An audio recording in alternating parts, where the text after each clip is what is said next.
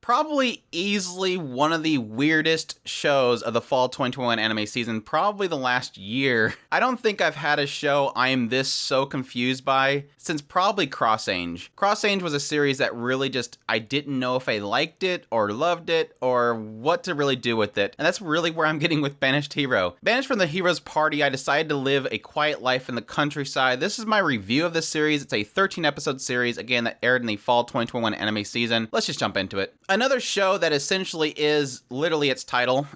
Banished from the Hero's Party, I decided to live a quiet life in the countryside, follows a guy who essentially is a part of the Hero's Party. This is a party comprised of a bunch of people that have a calling, along with the hero herself, to go and defeat the Demon Lord. Well, at some point, the sage of this party decides that the guide, who later calls himself Red, is useless, and he shouldn't even be in the party.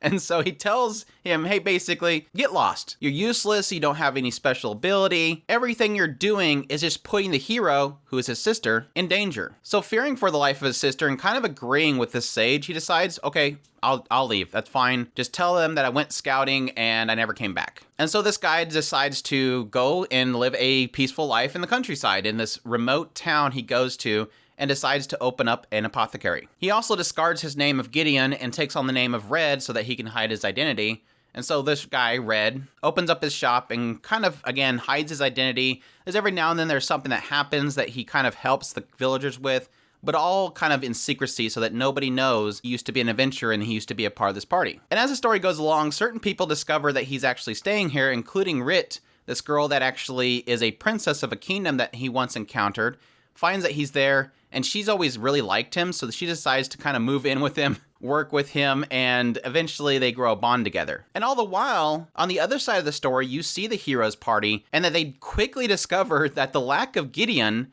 this guide, really puts a hamper on the party. And this is for multiple reasons. Certain party members know that this sage did this, and so they get upset and leave. Some believe that the sage even killed Gideon. At the same time, the hero herself, who again is his sister, is emphatic about them finding him. Additionally, another really strong key part of the story, and this is where it gets really weird, is the blessings. The blessings of this world. While this isn't an isekai, this isn't a video game story. This is a fantasy that does have elements of skills, which they call blessings, but these blessings are sort of like callings. Every single person is granted this blessing that is essentially a calling that tells them what they really should be doing. So yes, you can get the calling of a hero, you can get the calling of a swordsman, or it could be something as simple as a carpenter, or maybe an assassin. But the weird thing that this story has in it is that it's not just a calling, but almost an urge. Every person that has one of these blessings, it almost kind of dictates their life. It's the driving force within them, almost as if they can't have that control of their life. Rather, the blessing itself, almost like it's exactly what the Almighty wants them to do, and then to not do that is almost impossible. So my thoughts on Banished from the Hero's Party, I decided to live a quiet life in the countryside. Again, like I said before, this is a hard one. This is an extremely hard one to talk about. And it's really a mixture of the fact that there's so many really fascinating things that this writer has done with the story. This is not your typical fantasy world. This isn't an isekai, which you would kind of assume that it's going to be. There's several facets that it seems like this writer is trying to do that all seem to at times work, but at other times not work. And I want to say that it's probably due to the fact that this adaptation was trying to cover way too much stuff in such a short amount of time. The pacing is incredibly rough. The pacing in this show is obviously trying to cover way too much stuff in a short amount of time, to the point where at some point it feels like breakneck speed. The opening of the series is simple enough. Having this guy that was once with the hero party going and enjoying his normal life in an apothecary, being discovered by this girl that apparently has these feelings for him, this cute little romance that the two of them have, and yes, a real true romance in a show, and a fantasy show at that. There's very few shows that will go as far as this show went. That is surprising to me. This is not something you typically see in anime, and it's sad that that is like some of the highest praise this show will have, is to have a romance that really goes all the way. And they're just the two of them enjoying their time and kind of sussing out things such as the necessities they need, crafting new things that will have a demand, things that help the people in general, is really a focus early on. But then things, I don't want to say take a turn for the worst. but like I said before, it takes an interesting twist, but at breakneck speed. So it's the content itself that it gets into that's really fascinating and very unique, but at the same time, I don't think done properly. As again, it introduces the concept of the blessings. And these blessings, again, are something that's granted to the people of this world at some point. And each of these blessings can be different things, such as being a crafter and being a swordsman. But how it gets weird and how it's introduced is that essentially whatever blessing you have will be your driving force. And the way that it presents this is that you don't have much control over yourself. It's taking away someone's free will. And the way that they present this early on is having this boy who is a bully. But then we realize at some point he's not really a bully. It's just that the blessing that he got was Bar Fighter, which is a blessing that makes somebody want to fight really badly. And so he's very aggressive, despite the fact that he himself has dreams of being a guard of the village. He wants to be a guard just like his father and protect the village, but this blessing is forcing him to be aggressive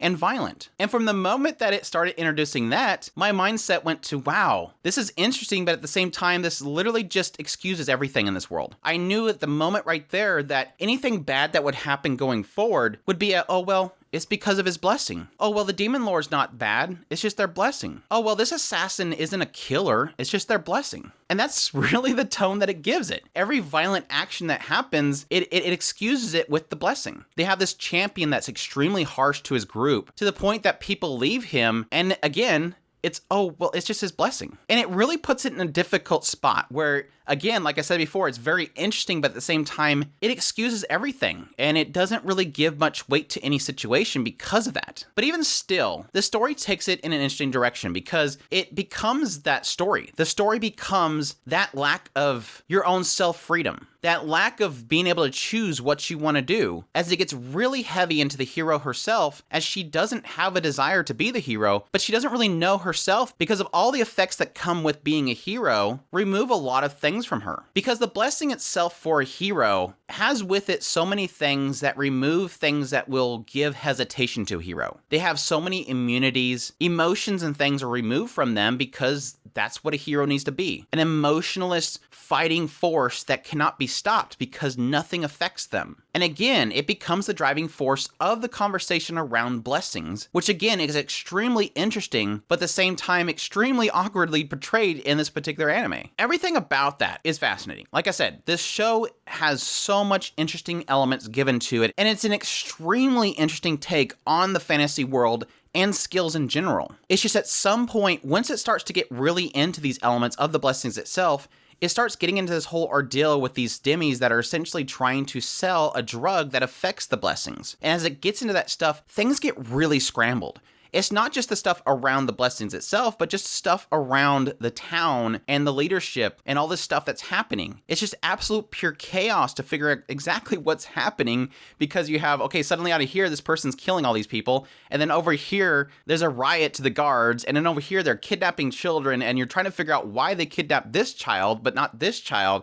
And it gets so confusing as to what exactly is happening. At some point, I'm just like, okay, whatever, we're doing this. Suddenly out of nowhere, this assassin's riding an airship and they're a pilot. And it's really hard to gather what exactly the hell this writer's doing. Probably not just the writer, but just really the director and how they kind of pace things out for this adaptation. I'm not going to pin this completely on the writer just because of how much I've heard they've skipped so much stuff in this adaptation that it makes it difficult to really follow. And it feels that way. When it comes to the animation itself, I'm very mixed. There's points where the animation gets really high quality, mostly kind of centered around Rit and how she has to have nothing but a t-shirt on several times an episode. Most of the combat sequences were really rough. There was a couple combat sequences, especially around the hero herself, that just seemed like the polish shot up the roof, like suddenly out of nowhere, okay, now this team is banking on this one fight scene. But for the most part, it's not a good looking show. I mean, there was one flashback sequence where they had Red and Rudy and they're in this one house when there's a thunderstorm outside, and how they portrayed the lightning was just awkward. But overall, it looks good for the most part. It's not a terrible looking show. And I do like the characters in the show. They do have some really good characters here. especially around Rudy. I thought that Rudy would be kind of a soulless doll type character that would just really get kind of old really quickly, but having her personality literally tie in with her blessing was really fascinating, and how she evolves towards the later part of the show was probably the gem of the show. Additionally, having Red and Rit have an actual relationship is just mind-boggling. They're really cute together, and I think they solidify themselves, despite being within this fantasy world action show about blessings, are probably easily one of the best developed relationships we've had in anime in a long time, which is really scary. I mean, besides something like Horimiya. So I don't know, it's a hard sell for me. I think if you're looking for a solid fantasy show with some interesting mechanics in it that actually has a developed relationship between two characters, I think you'll find something very interesting here. Like I said, I think the adaptation itself, the pacing in the later parts, and just the mechanics itself are very iffy. It makes it a huge struggle to really kind of sell somebody on when there's so many of these little things that make me go, what are we doing? So I don't know.